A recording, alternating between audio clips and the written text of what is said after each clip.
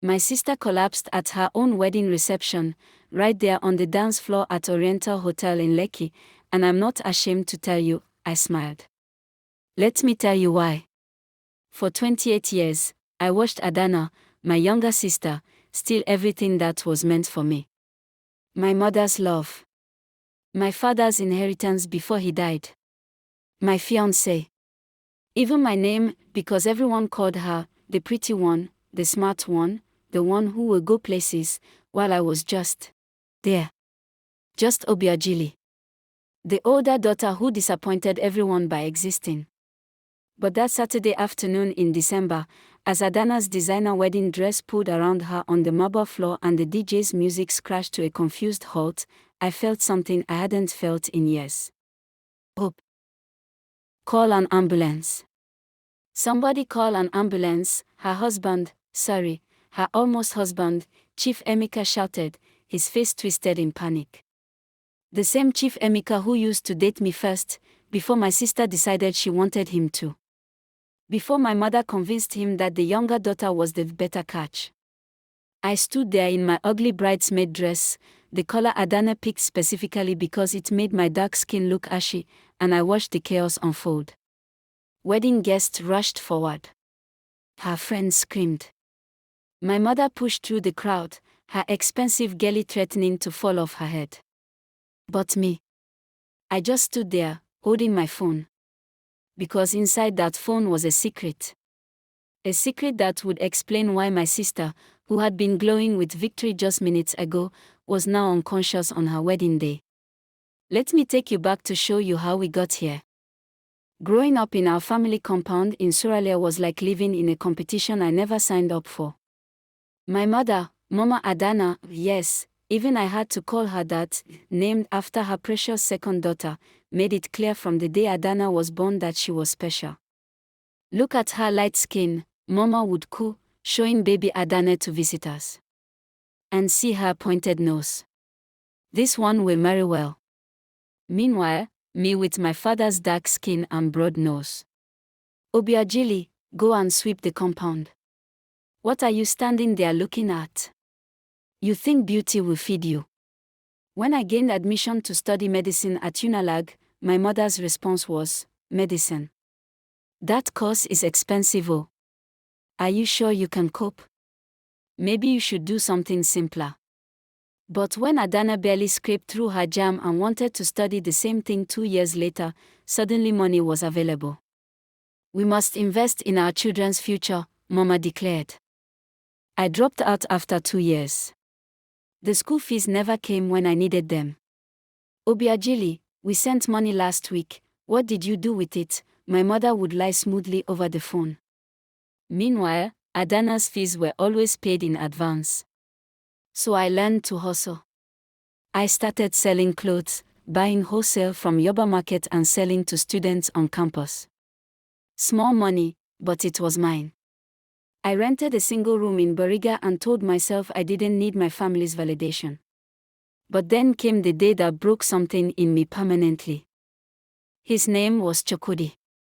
Chidi, I called him. We met at a friend's birthday party in Ikeja, and for the first time in my life, someone looked at me like I was the prize. He didn't know I had a lighter-skinned, prettier sister. He just knew me, Obiagili, the woman who made him laugh, who shared his love for old Nollywood movies, who stayed up with him planning a future. For 2 years, Chidi was mine. We planned to marry after he finished his youth service. He met my family once, just once, during Christmas in 2019. I saw the way my mother's eyes lit up when she looked at him. Tall, handsome, from a wealthy family in Enugu, working at an oil company. I should have known. I should have protected what was mine. Bring him to visit again, Mama said sweetly after he left. And bring Adanna too, so she can meet her future brother-in-law. 3 months later, I found them together. My sister and my fiancé, at a restaurant in Lekki, the same restaurant where Chidi first told me he loved me. They didn't even see me walk in. They were too busy laughing, his hand covering hers on the table. I stood there frozen, my shopping bags heavy in my hands. I had just bought ingredients to cook his favorite soup for his birthday next week. The pepper in my bag suddenly felt like it was burning through to my skin, or maybe that was just my shame. When I confronted him later, Chidi didn't even have the decency to lie. Obi, your sister. She's more suitable. My family prefers her. You understand, right? It's not personal. It's just, she's what they expect. What they expect. Code for, lighter, prettier, from the daughter my mother actually invested in. I went home that night and cried until my eyes swelled shut. My mother found me in the morning. So you've heard, she said, not even surprised. I beg, don't make trouble. Your sister likes him, and you know how Adanna is when she wants something. Besides, this is good for our family. His family has money. Would you be wicked enough to spoil your sister's chance? That was the day I realized, in my mother's eyes, I was not a daughter. I was an obstacle to be managed. But God has a way of exposing evil people. And my sister? She was about to learn that karma doesn't forget. 6 months after Adanna and Chidi got engaged, yes, they got engaged, I was not invited to the ceremony. Our father died suddenly. Heart attack while watching the evening news. He was only 62. At the reading of his will, my mother sat beside Adanna, both of them in matching black lace. I sat alone, like I always did. The lawyer, an old family friend, cleared his throat. Mr. Okonkwo left his properties to be divided equally between his 2 daughters. What? My mother stood up. Equally? No, no, no. This must be a mistake. My husband told me that the family house and the land in Asoba would go to Adanna. Check again. The lawyer looked uncomfortable. Madam, this is his legal will, signed and witnessed. 50% to each daughter. I couldn't believe it. My father, who barely looked at me in his final years, had remembered me. Had given me equal share. But that's when things got interesting. A week later, while clearing my father's study, Mama and Adanna were too busy planning her wedding to Chief Emeka to help. I found a bank statement hidden inside his old Bible. The account belonged to my father, but the withdrawals. Che. My hands trembled as I read. In the 3 years before my father's death, someone had been withdrawing money. Large amounts. The account that should have had over 40 million naira, my father's life savings from his years as a businessman, now had less than 2 million. The withdrawals were always on Thursdays. My father had a standing appointment with his doctor every Thursday afternoon for his blood pressure medication. He'd be gone for hours. And who had access to the house every Thursday? Who used to visit, to keep Papa company, according to my mother? Adanna. My dear sister had been stealing from our dying father. I didn't tell anyone immediately. I learned that lesson from watching my sister. Patience is a weapon. Instead, I went to a lawyer. Not the family lawyer, but a sharp woman I'd met through my business, Barrister Ngozi. She had tribal marks and zero tolerance for nonsense. This is fraud, she said, examining the bank statements I'd photocopied. Your sister forged your father's signature and emptied his account. This is criminal. What can I do? She smiled, and it wasn't a kind smile. You can sue for your share. But more importantly, we can threaten criminal prosecution. She'll have to return the money to avoid prison. Kirikiri prison is not where pretty girls like your sister want to end up. The plan was simple: confront Adanna at her wedding. In front of everyone. In front of Chief Emeka's family, who thought they were marrying a respectable, wealthy girl. But I needed to be sure. I needed proof she couldn't deny. So I did something I'm not proud of. I broke into her room when she went for her final dress fitting 2 days before the wedding. Her laptop was open, password saved. And in her email drafts, I found it all. Emails to Chidi, Don't worry, once I collect Papa's money, we can run away together. Chief Emeka is just for show. Old man won't last 10 years SEF. Emails to a friend, can you believe my mother thinks I want to marry that old cargo? Abeg, I just need to secure the bag first. Chidi is my real plan. My sister was planning to scam everyone. Chief Emeka. Our family. Even Chidi, because in another folder, I found messages to a different man, some banker she called a baby. This girl was playing more games than a Unilag hostel on a Saturday night. The wedding was beautiful, I'll give her that. Oriental Hotel, fully decorated in gold and white. The same color scheme I'd planned with Chidi before my sister stole him. But that's not even what pained me the most. What pained me was watching my mother's face as she watched Adanna walk down the aisle. Pure joy. Pure pride. The kind of look she never once gave me. I sat in my ugly bridesmaid dress and waited for my moment. It came during the reception. After the food, after the cutting of the cake, after Chief Emeka's speech about finding his perfect wife. The MC was about to invite the couple for their first dance. That's when I stood up. Please, I want to say something, I called out, my voice cutting through the music. The MC looked confused. Sister of the bride, you want to make a toast? Something like that. I walked to the front, my phone in my hand. My mother's face went from confusion to horror as she realized what I was doing. Obiajili, sit down, she hissed. But I was done sitting down. Done being quiet. Done watching my sister win with stolen victories. I just want to share something with everyone here, I said into the microphone. About the kind of woman my sister really is. The room went silent. I could see Adanna's face turning red, then pale. She knew. She knew I'd found out. My sister stole over 38 million naira from our father while he was sick, I said calmly. She forged his signature and emptied his bank account. I have the statements here, and I've already filed a police report. Gasps. Screams. Chief Emeka's mother stood up, her wrapper nearly falling off. What is this? What kind of family is this? But I wasn't done.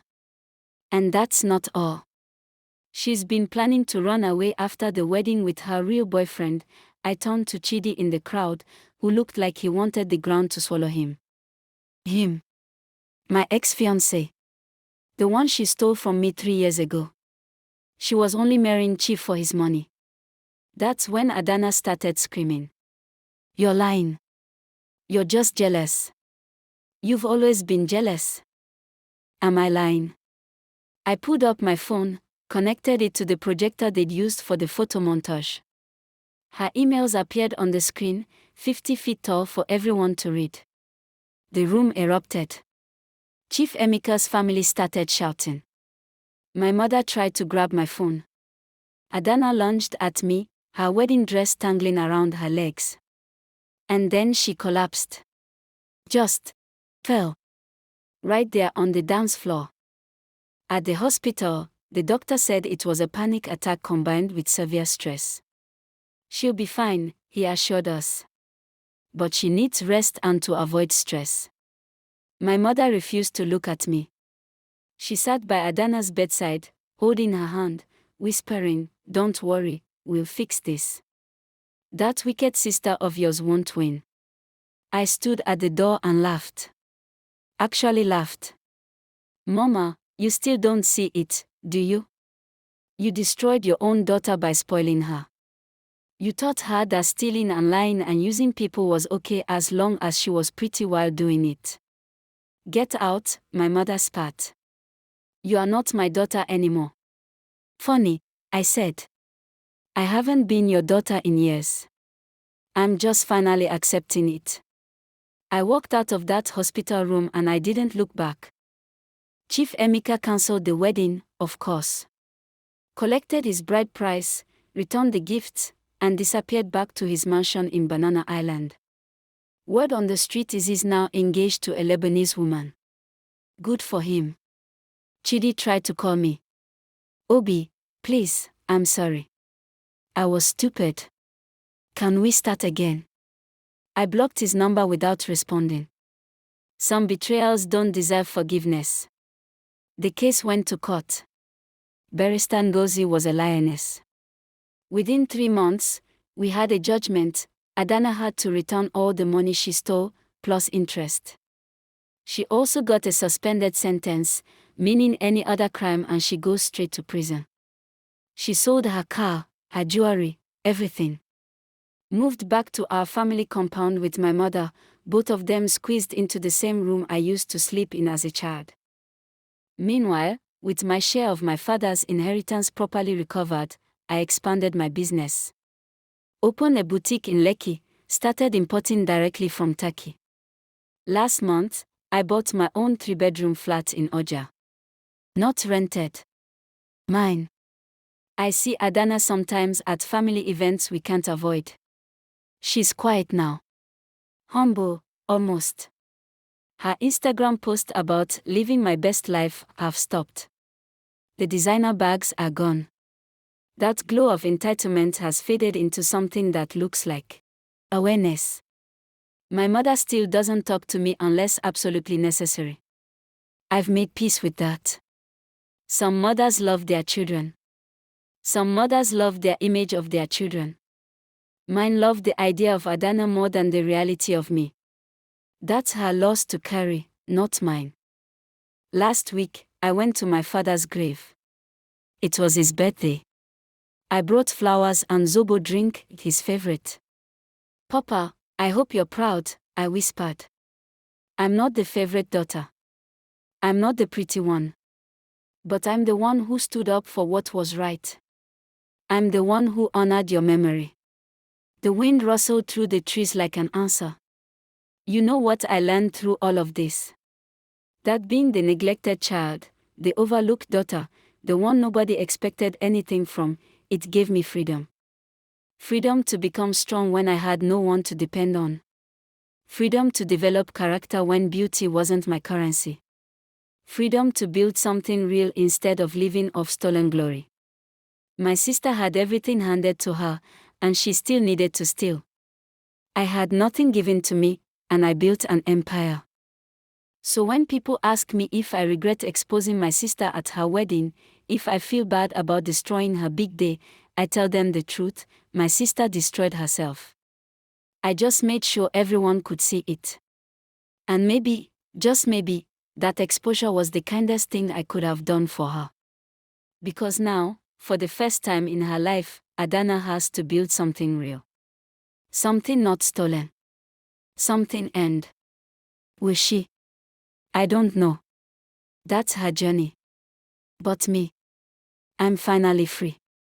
Free of the bitterness, free of the comparison, free of waiting for my mother's love that will never come. I learned that you can't force people to see your worth. But you can build a life so solid that their blindness becomes irrelevant. As my grandmother used to say, a tree that grows in the shade of a bigger tree learns to find sunlight between the branches. I found my sunlight. And it's beautiful up here.